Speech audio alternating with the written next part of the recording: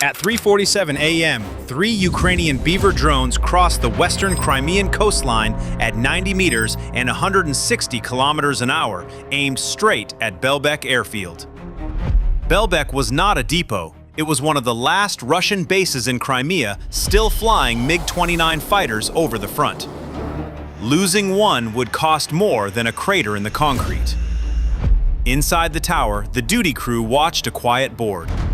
Routine returns, a weather cell to the south, a distant civilian transponder, and nothing in between that demanded a second look. Those 3 Beaver drones were only the first group. 6 more were already inside Crimean airspace, closing on Belbek from slightly different headings, and each group had a different target. Before sunrise, the base would have to defend everything it owned at once. 9 UJ-26 Beaver drones, 6-meter wingspan, 200 kilograms, built to fly 800 kilometers on a stored inertial course and steer a 20-kilogram warhead into a target using a terminal electro-optical camera. The camera was the key.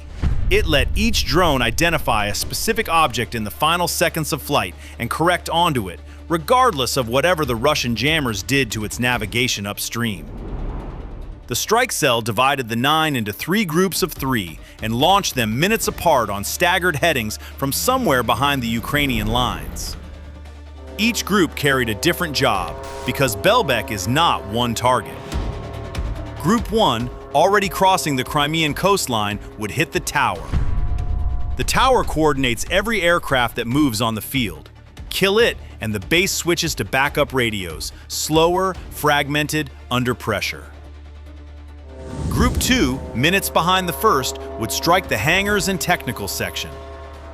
The hangars shelter the fighters between sorties, burn them, and emergency vehicles flood the taxiways, choking the routes ground crews need to move aircraft. Group 3 would arrive last, during the emergency, and hunt the MiG-29 itself. A fighter on the ground cannot use its speed or its weapons to defend itself. Its survival depends entirely on whether someone moves it before the drones arrive. At 3:51 a.m., the first group was 4 minutes from the tower. The S-400 Associated Surveillance Network at Belbek, a long-range phased-array radar built to track ballistic missiles and jets at hundreds of kilometers, picked them up first. 3 low, slow contacts materialized on the western approach at roughly 30 kilometers. At 160 kilometers an hour, the contacts crawled across the scope at walking pace compared to the threats the radar was designed to find. Detection was real. The operator classified the tracks as probable unmanned, too slow for cruise missiles, too steady for birds, and passed them down the chain. At 3:52 a.m., Belbek sounded the alert. Ground crews began moving toward the flight line. The Pantsir received its first handoff. The Pantsir S2, a mobile point defense battery combining radar and electro-optical tracking with missiles and twin autocannon, sat covering the tower sector. 3 targets closing from the west. The crew acquired the lead drone at 11 kilometers and fired.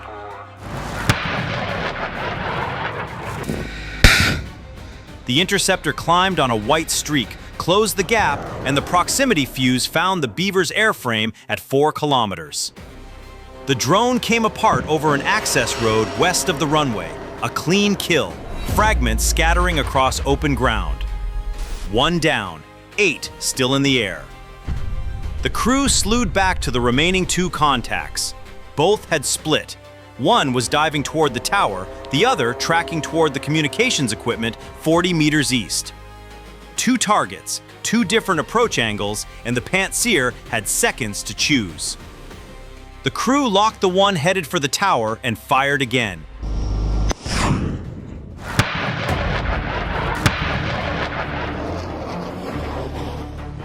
This time, the geometry worked against them. The Beaver was inside 3 kilometers and accelerating into its terminal dive. The interceptor climbed after it, but the drone's closing speed compressed the engagement window to less than 2 seconds of usable flight. The interceptor passed behind the diving airframe without detonating. The Beaver held course, camera locked on the tower's upper structure and struck at 3:53 a.m. Glass, the antenna mast, part of the observation level, gone. The second drone hit the communications relay 40 meters east. 2 impacts, 5 seconds apart. Within 60 seconds, a secondary command position on the east side of the field activated backup radios. Dispersal orders went out.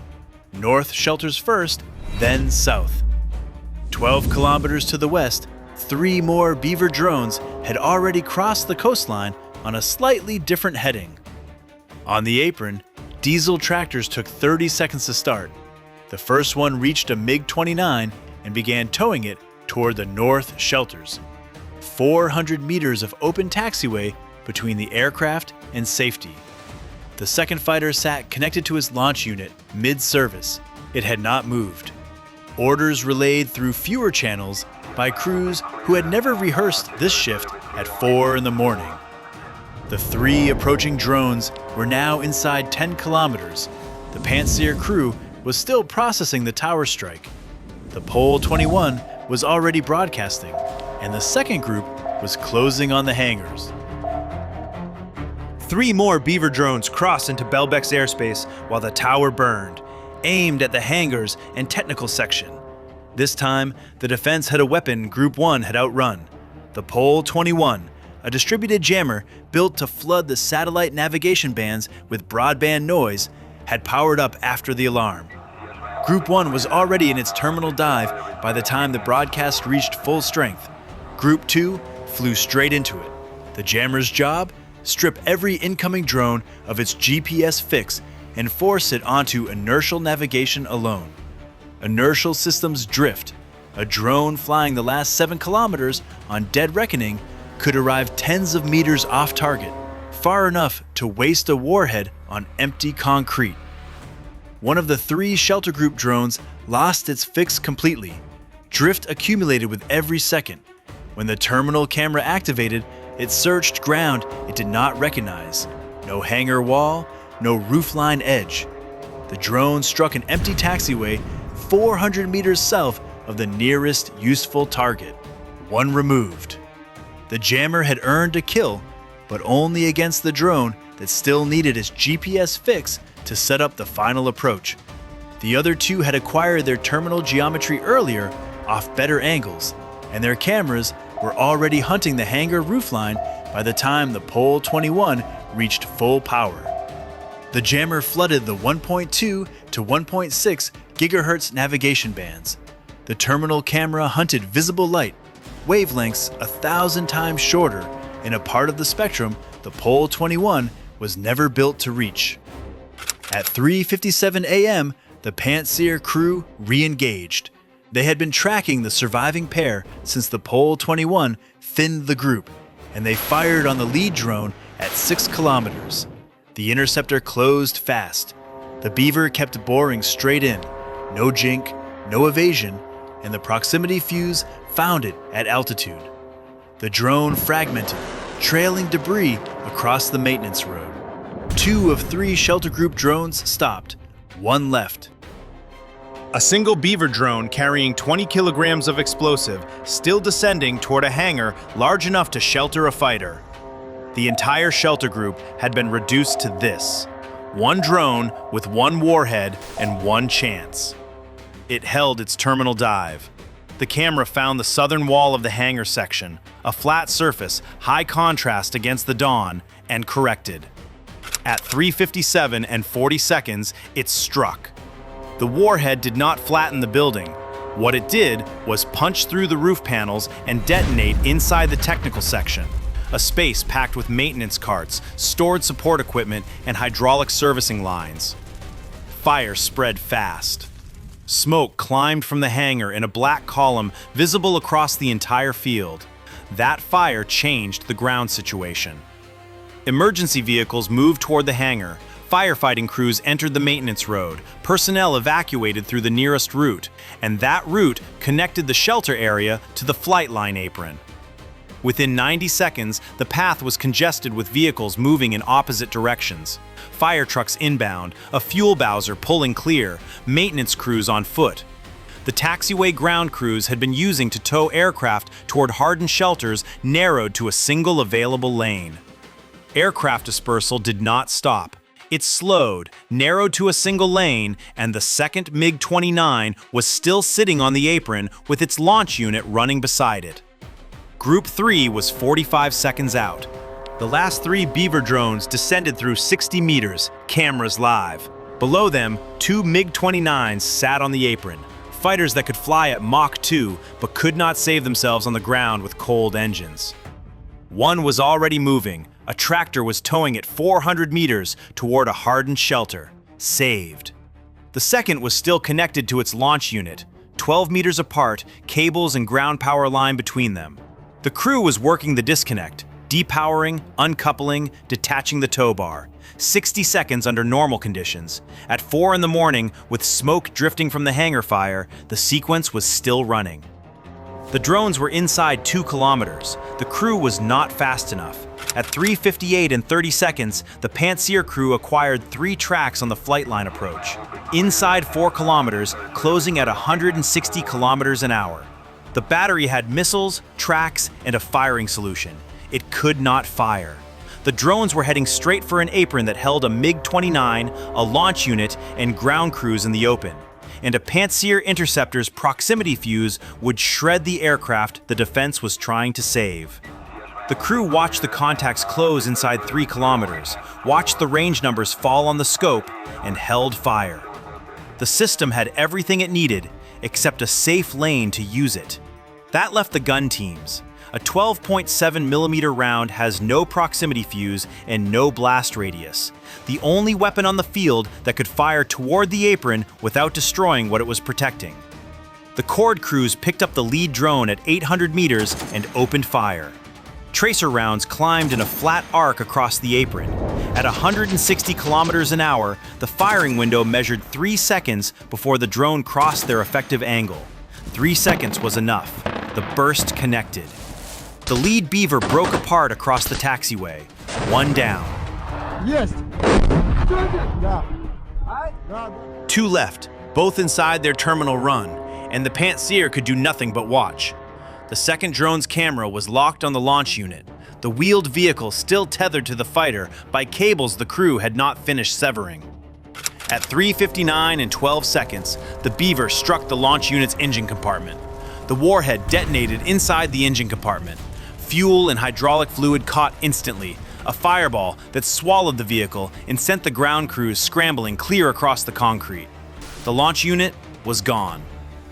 The MiG-29 sat 12 meters from the burning wreckage. No support vehicle, no tow bar, no engine turning. Exposed. The fire from the launch unit was close enough to feel, and the fighter had nowhere to go. The last Beaver was closing. The third gun team opened fire at 600 meters. Rounds punched through the wing root. A control surface sheared off. The Beaver lurched, steadied, kept flying, but the terminal camera destabilized. The image warped, tore, recovered for a frame, tore again. The lens was vibrating against a cracked mount. The drone was damaged, losing stability, drifting off its line. But the MiG-29 was 11.5 meters of wingspan and 4.5 meters of twin tail sitting on open concrete. In the air, those dimensions meant nothing. The fighter could turn faster than any drone could follow. On the ground, the aircraft was nothing but mass and silhouette, a shape large enough that even a shaking camera could hold it. The damaged Beaver corrected. The camera found the fuselage, a dark mass against pale concrete. At 3:59 and 28 seconds, the last drone struck the MiG-29. The warhead detonated against the center section. Fire reached the residual fuel in the internal tanks. Not a full combat load, but enough to consume the airframe from the inside out. The twin tails buckled inward. Smoke joined the column already climbing from the hangar 300 meters south. The fighter that had survived every sortie it ever flew burned on the ground to a drone that weighed less than its ejection seat. At 4:01 a.m., the Pantsir was still scanning. The raid was over. Belbek did not lose the MiG-29 because its defense collapsed.